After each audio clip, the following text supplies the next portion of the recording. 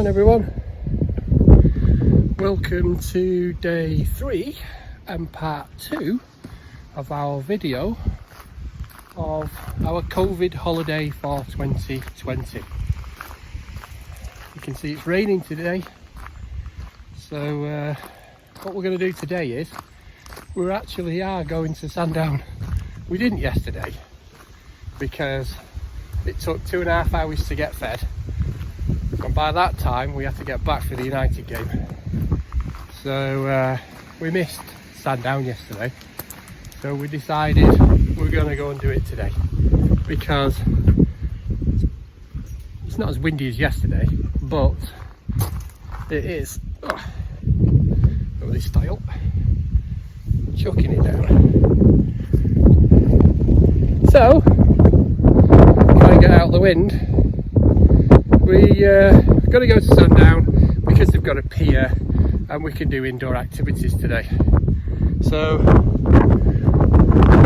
I'm in the background somewhere doing a business as usual, and then we're going out when the others decide to get up, because it is only 7 o'clock in the morning.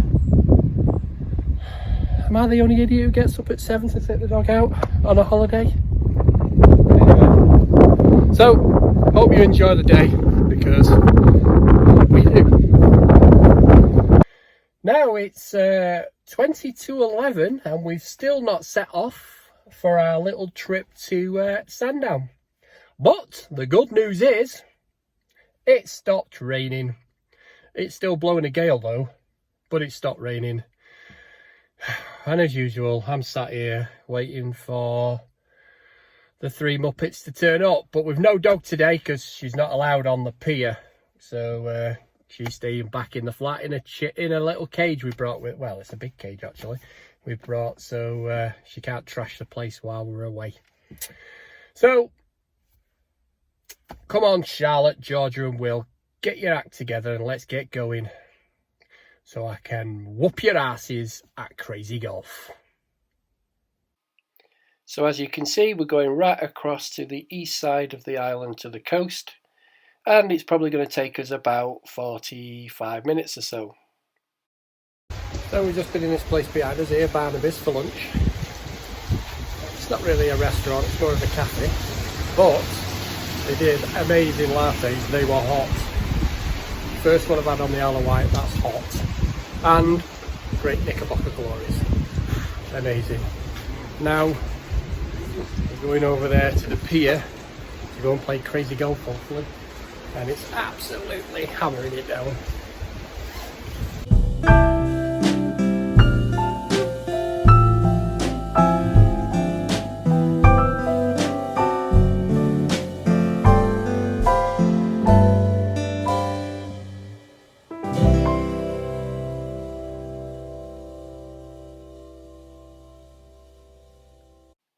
The first Sandown pier was passed by Parliament in 1864, but work didn't begin until 1876. The 306-foot long pier was opened in 1879, the following season. On the 17th of September 1895, the pier was extended by 545 feet to give it a total overall length of 870 feet. In August 1989, a fire broke out in the amusement arcade and spread into the theatre, causing an estimated damage of £2 million. However, restoration was undertaken and the pier was reopened in 1990 for the summer season. And the contest begins. Here we go. £4 each. What a bargain. So we're at the first tee. It's a par 3.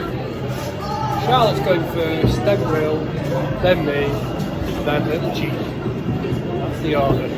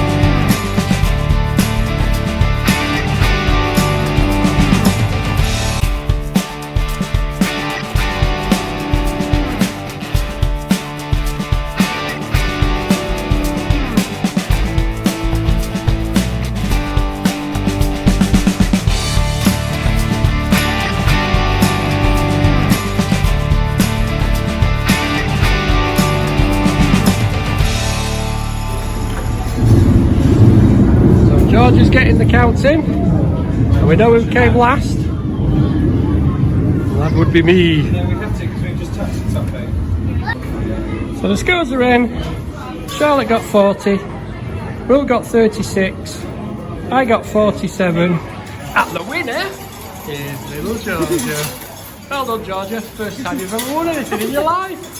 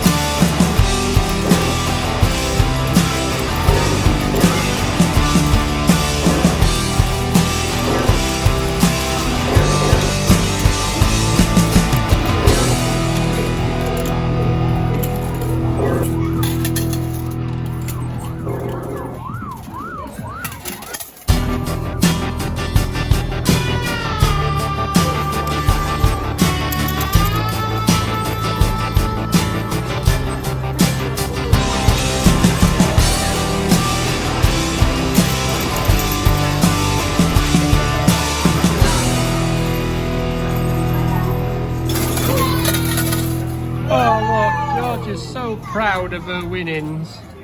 She's put it onto her bag. Oh, bless. 23 going on 3. So that's us finished at the Pier Arcade. As you can see from the video, after my ginger famous sportsmanship, Georgia winning the old crazy golf. It's still chucking it down. 2 minutes to get to the camp, and it's still blowing a gale. Can't come to the seaside without having an ice cream when it's blowing a gale and it's absolutely chucking it down.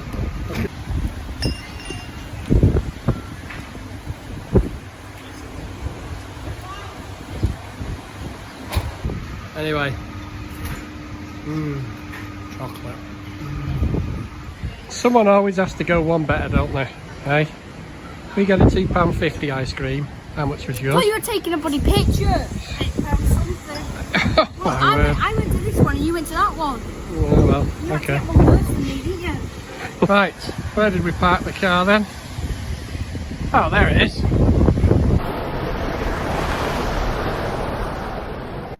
Rosie, come on.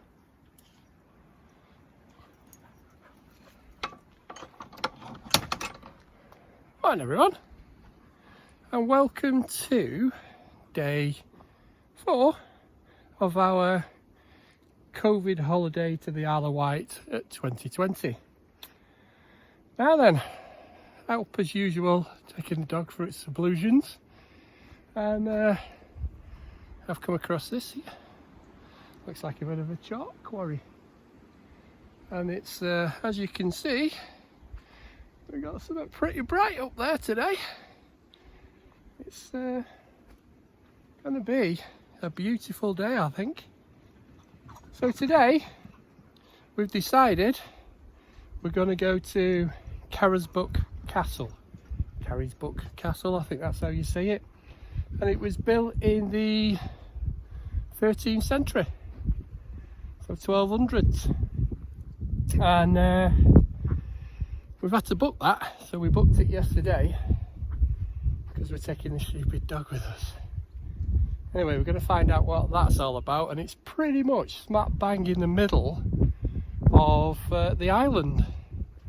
And then hopefully when we get back from there, we're going to go to the gun battery, which is just literally over there at the Needles, which was used in the First and Second World War. I do like my First and Second World War history. So I think what I'll do is I'll investigate this chalk quarry while the dog's doing her business, and hopefully you'll come along today for the ride and you'll enjoy it. So Let's get on with it.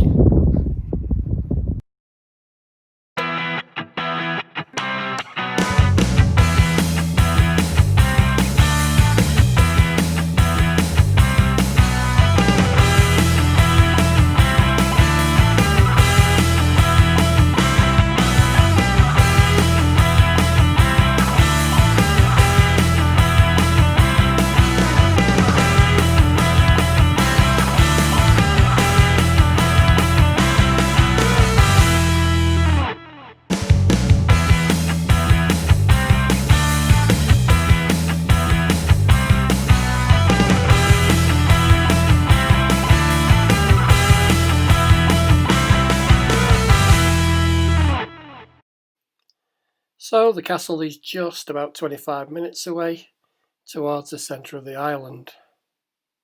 So let's get over there.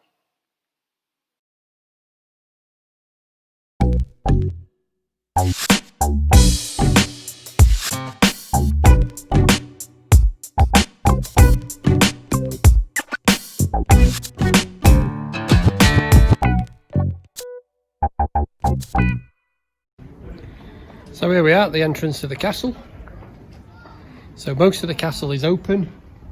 So let's have a walk around.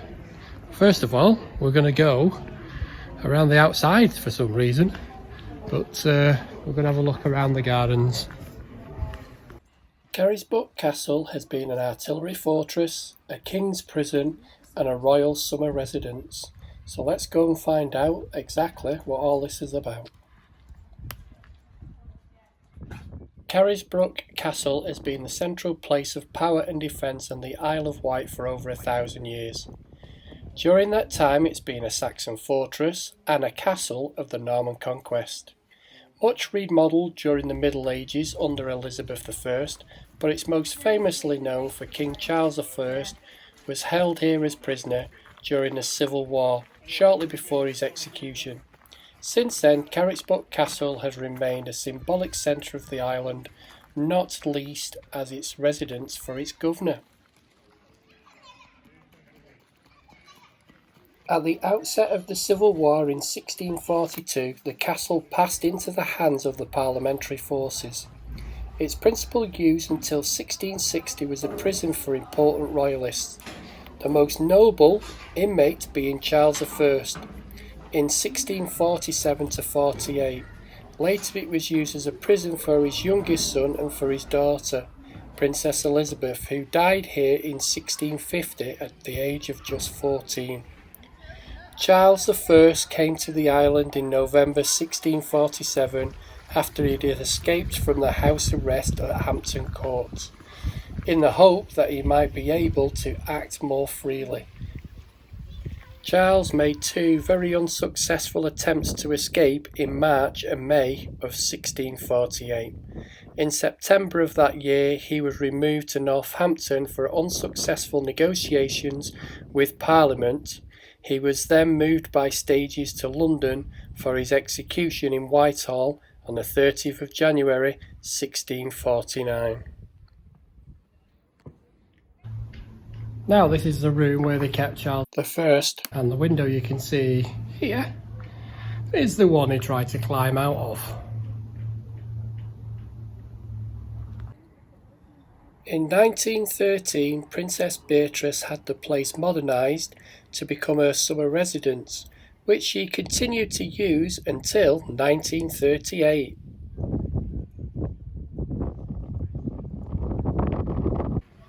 So, inside here is the water well, which was sunk in the Norman period.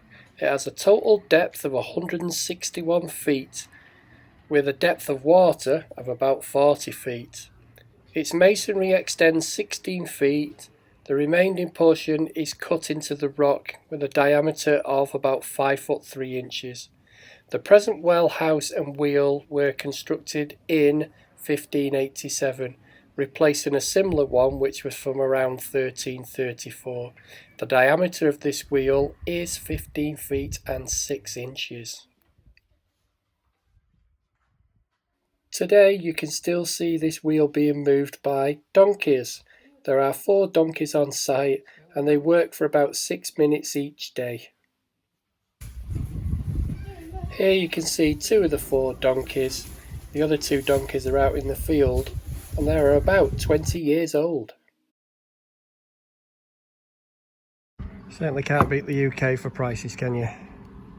Might be on the Isle of Wight, but chicken and bacon sarnie, £5. You having a laugh? We're just walking around the top of the wall, making sure I don't look left and I don't look right, so I don't poop my pants. But it's not that high really. But you get a great view of the castle.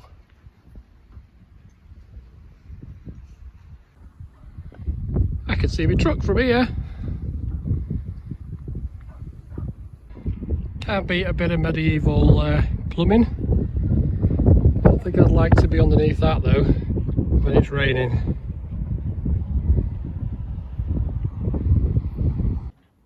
Keep your feet running up that every day. You've got to have pretty small feet because they are pretty small, the treads on these steps.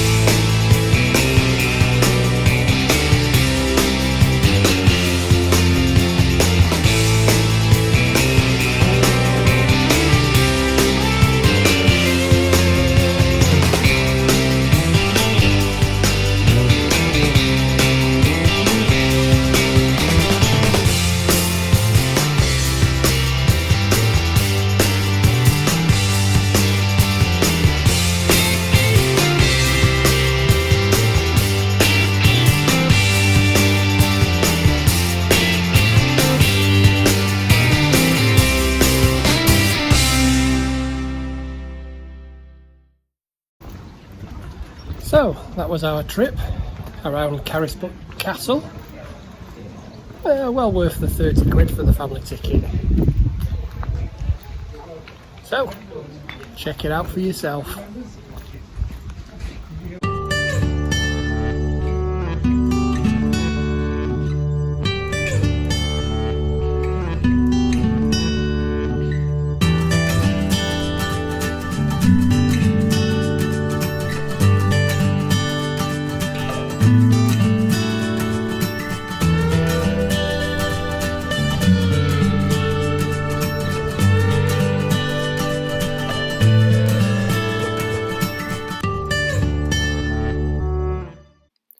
So we're back at the Needles, but this time we're going to be looking at the gun batteries from World War One and World War Two, which looked over the Solent.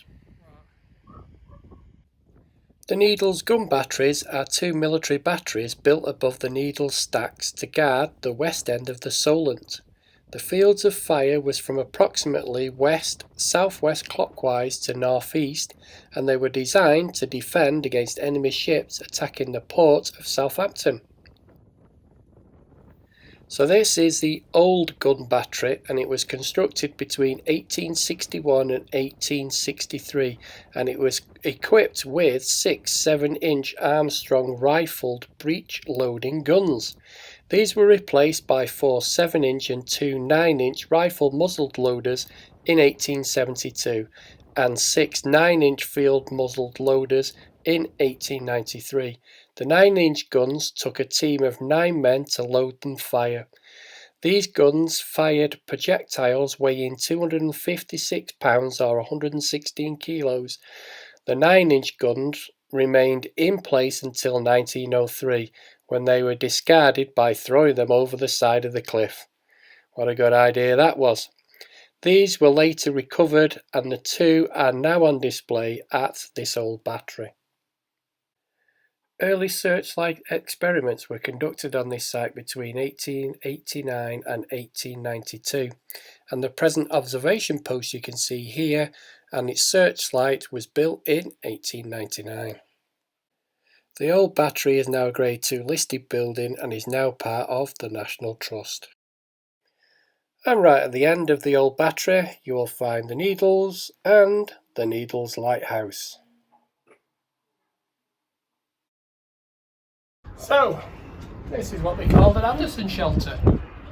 So what you did was dig a big hole in your back garden and bury this, and then put the soil back over the top, and it protected you from bombs.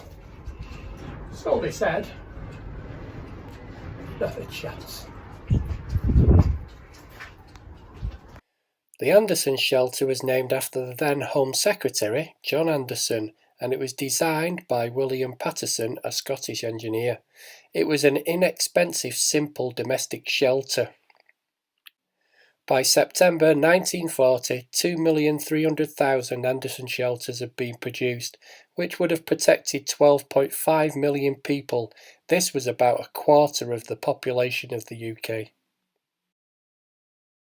A free shelter was provided to manual workers in dangerous areas, and also those earning under £250 a year. Families above this limit could buy one of these shelters for £7. A hole of 7 feet 6 inches long and 6 feet wide to a depth of 4 feet was required for this Anderson shelter.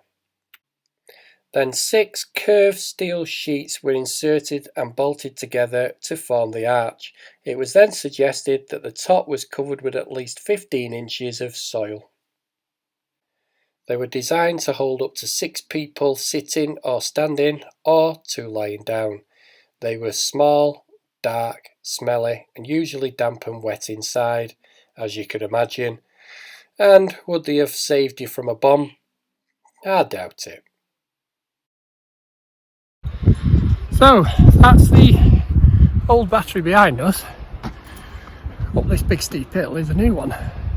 So let's go and find out what the new one's all about. But that was pretty good. So this is the new battery. Not as impressive as the old one, but no wind here. So I can actually do a video. So no guns up here. That's the new one. Just uphill of the old battery is the Needles new battery. Built about 120 metres above sea level and built in 1895, aid concerns that the large guns at the old battery might cause the cliffs to collapse once they are fired. The battery was armed with 3 9.2-inch breech-loading guns, each firing massive shells weighing 380 pounds each into the Solent. It is no surprise that each gun required a crew of 11 men. Underground magazines served the gun emplacements, and command posts stood high up above the downs and over the bay.